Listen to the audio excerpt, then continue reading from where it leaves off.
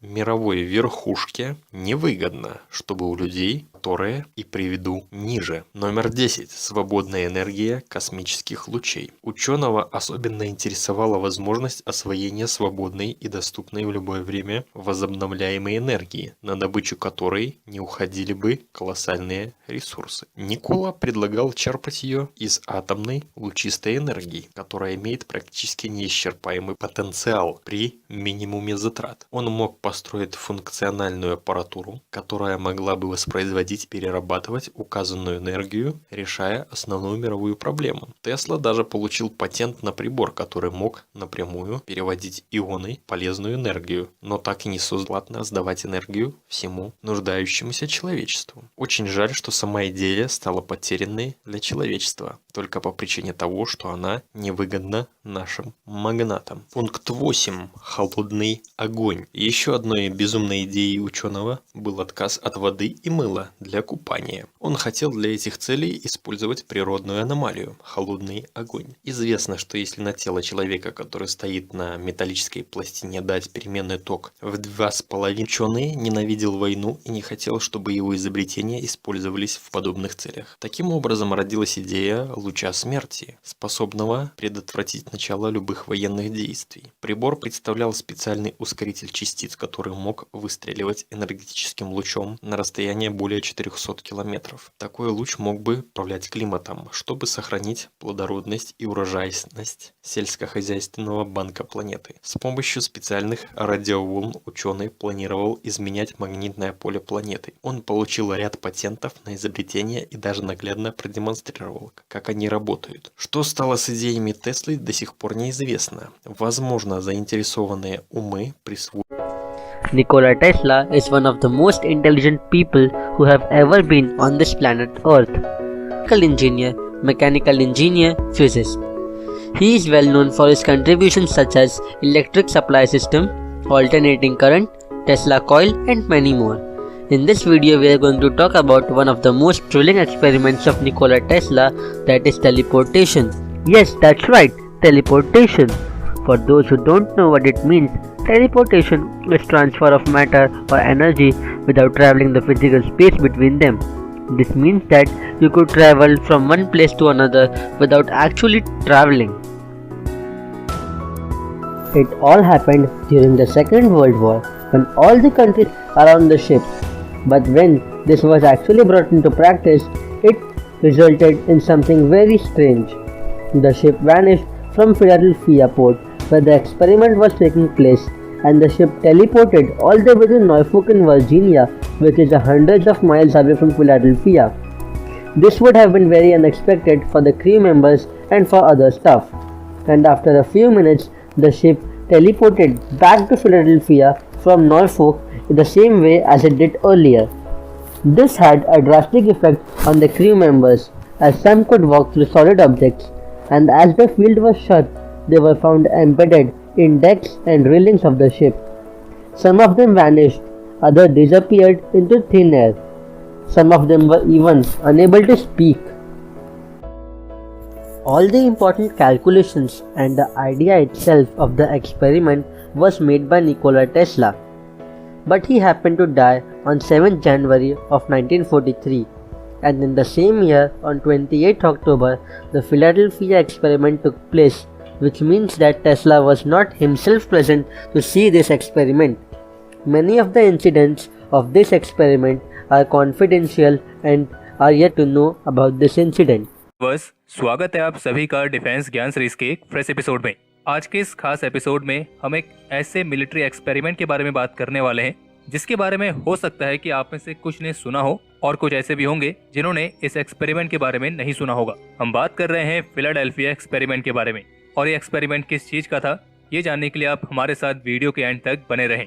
और हमें पूरी उम्मीद है जिन्होंने इस एक्सपेरिमेंट के बारे में नहीं सुना है उन्हें आज इसके बारे में जानकर काफी हैरानी भी होगी और साथ ही मजा भी आएगा। So without waste, Philadelphia experiment जो 28 अक्टूबर 1943 के आसपास यूएस की फिलाडेल्फिया सिटी में फिलाडेल्फिया नेवल शिपयार्ड में अंजाम दिया गया था। और इस एक्सपेरिमेंट को करने का मेन ऑब्जेक्टिव ये था कि किसी तरीके से जो यूएस नेवी की वॉरशिप्स है उन्हें समुद्र में कुछ देर के लिए पूरी तरीके से गायब किया जा सके, ताकि दुश्मन के किसी भी तरह के ट्रैकिंग डिवाइस उसे ढूंढ ही ना पाए। और कहा जाता है कि निकोला टेस्ला जैसे जीनियस की मदद ली थी जो इस तरह के प्रोजेक्ट पर कई सालों से काम कर रहे थे। और इस एक्सपेरिमेंट के लिए साइंटिस्ट ने इलेक्ट्रोमैग्नेटिक और रडार वेव्स टेक्नोलॉजी के साथ निकोला टेस्ला के जीरो टाइम रेफरेंस जनरेटर का भी इस्तेमाल किया था, जो कि उस जहाज के अंदर रखा गया था जिसे इस एक्सपेरिमेंट के तहत गायब किया जाना था। और एक्सपर्ट्स ये कहते थे कि ये तकनीक इसमें उन्हें सफलता मिली थी, लेकिन जब अमेरिका ने उन्हें यही सेम एक्सपेरिमेंट एक बड़े वॉरशिप पर करने के लिए कहा, तब उस समय निकोला टेस्ला उसको करने के लिए एक बार में राजी नहीं हुए थे। लेकिन फिर जब बाद में सब कुछ तय हो गया, तब फिर तैयारी शुरू हुई इस एक्सपेरिमेंट को अंजाम देने की। और फिर 24 अक्टूबर 1943 में साइंटिस्ट ने इस एक्सपेरिमेंट को एक वॉरशिप यूएसएस एल्ड्रिच पर करने की ठानी, और इसके लिए इस यूएसएस एल्ड्रिच को फिलाडेल्फिया नेवल शिपयार्ड पर लाया गया। सबसे पहले इस वॉरशिप के चारों तरफ कई हजार वोल्ट की इलेक्ट्रोमैग्नेटिक कॉइल्स लगाई गई, ताकि ये भी चेक किया जा सके जो नाजीज हैं वो जो मैग्नेटिक माइंस का इस्तेमाल करते हैं, क्या हम उन्हें इस टेक्निक से चकमा दे सकते हैं या नहीं। पहली जानकारी थी वो 1955 में सामने आई थी, और सबसे पहले इसका खुलासा करने वाले व्यक्ति का नाम था कार्ल एलेंडे, जिन्होंने यूएफओ के राइटर मॉरिस के जेसफ को कई सारे लेटर लिखे थे और इस एक्सपेरिमेंट के बारे में उनमें बताया था। और अपने दावे को सही ऐसे कोई भी ठोस सबूत नहीं मिले, जिसके बाद इस एक्सपेरिमेंट को लेकर किए गए उनके सारे दावे को एक मनगढ़ंत कहानी बताकर भुला दिया गया। और यूएस नेवी का भी कहना था कि उन्होंने कभी भी इस तरह का कोई भी एक्सपेरिमेंट कंडक्ट नहीं किया था।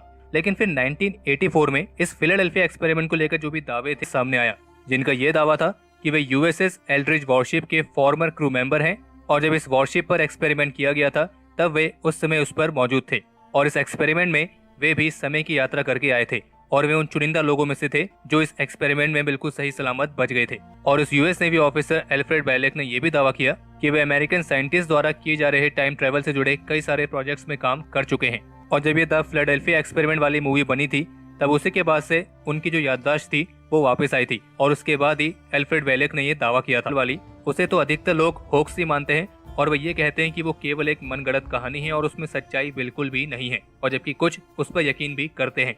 हालांकि आज तक ऐसे कोई भी ठोस सबूत नहीं मिले हैं जिसमें ये कहा जा सके कि इस एक्सपेरिमेंट के दौरान टाइम ट्रेवल जैसी चीज हुई थी। हालांकि अमेरिकन ऑफिशियल्स की तरफ से कभी भी इस एक्सपेरिमेंट को स्वीकार नहीं किया गया, और वे हमेशा इससे इनकार करते आए हैं। लेकिन इस एक्सपेरिमेंट को लेकर डाउट ये होता है कि इस पर 3 अलग अलग तरह की थ्योरीज दिखती हैं। पहली तो है टाइम ट्रेवल वाली, दूसरी है केवल मैग्नेटिक सिग्नेचर्स को हटाने वाली, यानी कि इन दोनों में बस ये तो कहा गया है कि फिलाडेल्फिया एक्सपेरिमेंट किया गया था। लेकिन जो तीसरी है, जिसमें यूएसएस एल्ड्रिच के ही क्रू मेंबर्स कहते हैं कि ये शिप कभी भी फिलाडेल्फिया गई नहीं, यानी कि वो ये मानते हैं कि इस पर इस तरह का कोई भी एक्सपेरिमेंट नहीं हुआ।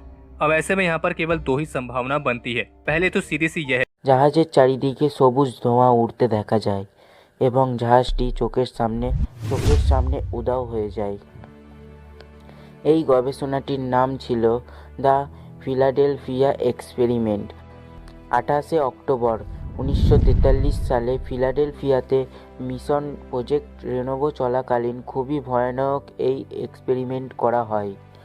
অস্ত্র এবং বোমা সহ আমেরিকান যুদ্ধজাহাজ ইউএসএস এলড্রিচ, যেটিতে ইউএস নেভির 200 জন সৈনিক কর্মরত ছিলেন, তাতে কয়েকটি জেনারেটর লাগানো হয় এবং জেনারেটরগুলো এমনভাবে তৈরি করা হয়েছিল যাতে এটি থেকে বেরোনো ম্যাগনেটিক ফিল্ড জাহাজটিকে শত্রুদের রেডারে অদৃশ্য করে দেয়। যখন এই এক্সপেরিমেন্ট শুরু করা হয়, জাহাজের চারিদিকে সবুজ ধোঁয়া উড়তে দেখা যায় এবং জাহাজটি চোখের সামনে উধাও হয়ে যায়। রেডার স্ক্রিনে এই জাহাজটির কোনো সন্ধান পাওয়া যাচ্ছিল না। কয়েক ঘন্টা পর খবর পাওয়া যায় ফিলাডেলফিয়া থেকে অদৃশ্য হওয়ার কয়েক সেকেন্ড পরে জাহাজটি ওখান থেকে 300 কিলোমিটার দূরে নর্থফোক ভার্জিনিয়াতে টেলিপোর্ট হয়ে যায়। এই গবেষণাটি খুবই ভূতের মধ্যে আটকে থাকা অবস্থায় পাওয়া যায়, যাদের অর্ধেক শরীর জাহাজের মধ্যে এবং অর্ধেক জাহাজের বাইরে ছিল। এক্সপেরিমেন্টের এরকম পরিণতি দেখে ইউএস নেভি এটির ওপর গবেষণা বন্ধ করে দেয়। ইউএস নেভি সর্বদাই এই এক্সপেরিমেন্টকে ধামাচাপা দেওয়ার চেষ্টা করেছে এবং ঘটনাটিকে সম্পূর্ণভাবে অস্বীকার করে এসেছে। বলা হয় যে এই এক্সপেরিমেন্ট ইউনিফাইড ইলেকট্রিক থিওরির মাধ্যমে করা হয়েছিল। জাহাজের চৌম্বকীয় প্রভাবকে নষ্ট করার জন্য এটির চারিদিকে ইলেকট্রিক সার্কিট তৈরি করা হয়, যাতে জাহাজ থেকে বের হওয়া তরঙ্গগুলো রেডারে ধরা না পড়ে। বলা হয় যে এটির গবেষণা অনেক আগে থেকেই শিকাগো ইউনিভার্সিটিতে শোক দলে নিকোলা টেসলাকেও অন্তর্ভুক্ত করা হয়। নিকোলা টেসলা উপস্থিতি নিয়ে উপস্থিত থাকেন। জানা গেছে নিকোলা টেসলা এই গবেষণার বিপক্ষে ছিলেন।